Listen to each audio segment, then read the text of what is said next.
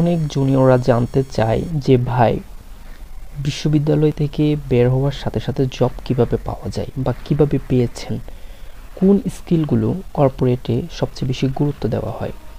So আমার এন্ডটা থেকে আমি যেটা ফেস করেছি, আমি যেটা দেখেছি, এবং প্রায় দীর্ঘ 1.5 থেকে 2 বছরের অভিজ্ঞতা থেকে আমি যেটা বিশ্বাস করি সেটা হচ্ছে, কর্পোরেটে কোম্পানিগুলো তারা যখন এমপ্লয়ি নেয়, সিলেক্ট করে বা ইন্টারভিউ নেয়, তারা সবচেয়ে বেশি গুরুত্ব এটাকেই দেয় যে তার কমিউনিকেশন স্কিলটা কতটা ভালো।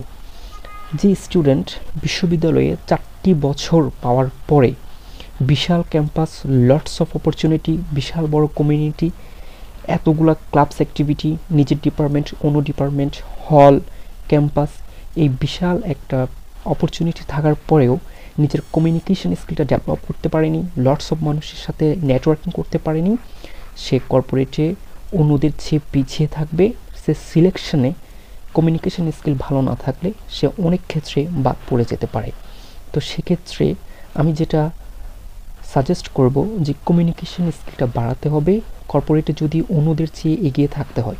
কারণ একটা কর্পোরেট ইউনিভার্সিটির মতো অনেক বিশাল স্পেস থাকে না, ছোট্ট একটা স্পেসে অল্প কিছু সিলেক্ট করা মানুষ থাকে, তাদের নিজেদের মধ্যে কমিউনিকেশন করতে হয়।